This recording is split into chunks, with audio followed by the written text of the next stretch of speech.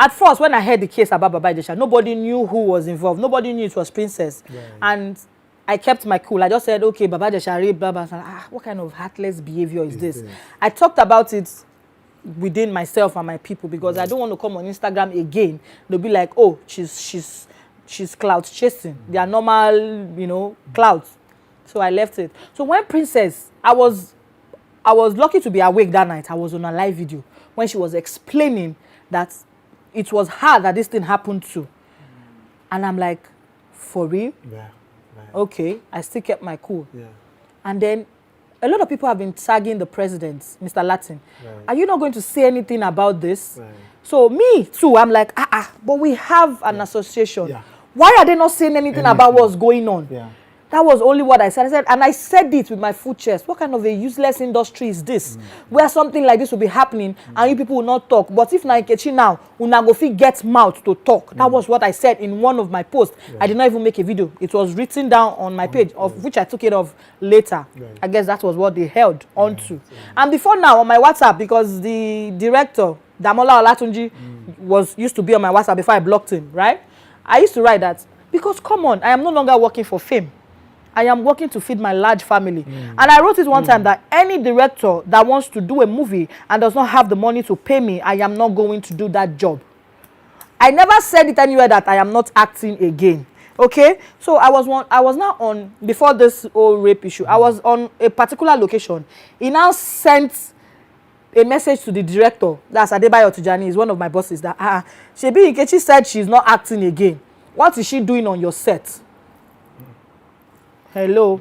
Then I said, when did I say that? I only said anybody that wants to call me for a job must have money to pay me. Because I'm no longer working for fame, I'm working for money. It's like a profession, bankers get paid. And that was what I said. You know, I said, oh, never mind. I said, Oga, I never enter your camera. Make I dey go. And he's like, come on.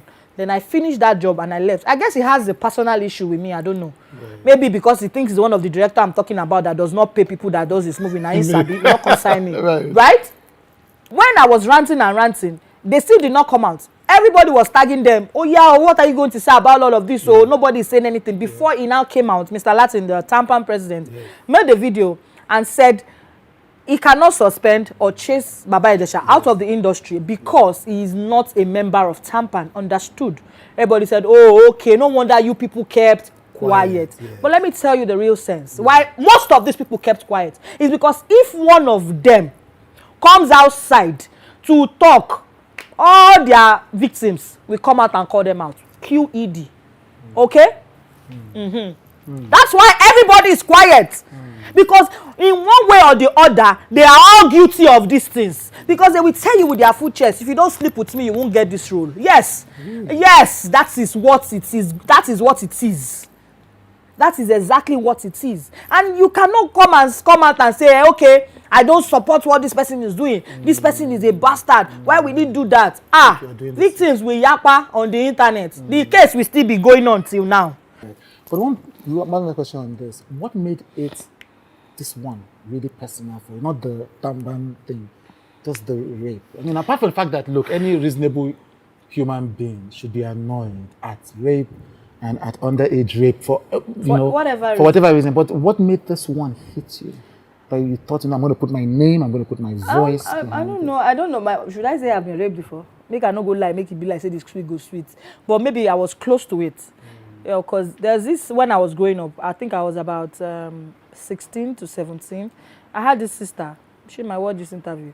So I used to tell her I was still a virgin as at that time. She said I was lying, that I was not a virgin because I was wild. Me when they call Makosa when I did small, and they dance anyhow. Even though my mom had a beer parlor as at that time, but she was so strict with her kids that you can't see them messing around, even till date. My mom still lives with me as I grow. So now until when I relocate, go meet my husband, then I can finally live at 32. That was how close I was with my mom, never leaving her side. In fact, I can say because of my mom, I never relocate since, because I need to make her extremely comfortable before I leave her, not leaving her stranded. You understand? So on this day, she invited me out to meet her boyfriend. I was cool with it. We got to the place, and then it was as if she wanted to set me up with her boyfriend to confirm if I was still a virgin or not.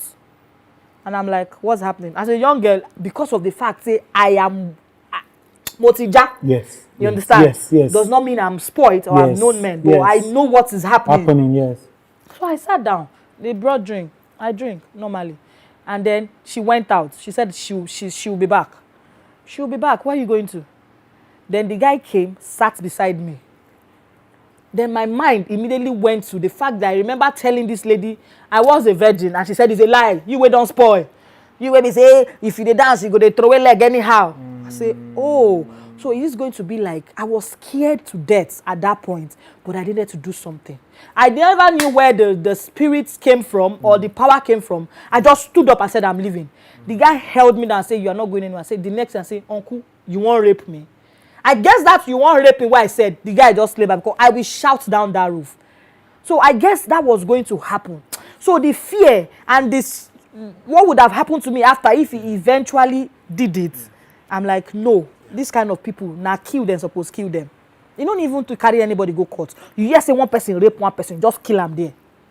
Because I've seen victims. That day, when I was posting all these things, I read loads of messages from different people, even grown-up people that they've raped. So you can imagine the anger, the trauma that they might have gone through, that somebody forcefully, come on.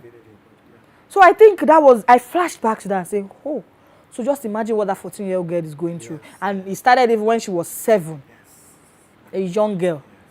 Come on now. No man, no sane human being will hear such a thing and be cool with it now. Except you are also a child molester, being a molester. He's a molester, it's the first one. Thank you for joining our YouTube channel. I hope you loved that video and you connected with it. Don't forget, please subscribe, please like, please share with your friends and family. Please comment. We love to see your comments, and to see the full versions, join our community right now. All past episodes on watch.withchude.com. Let's be human together.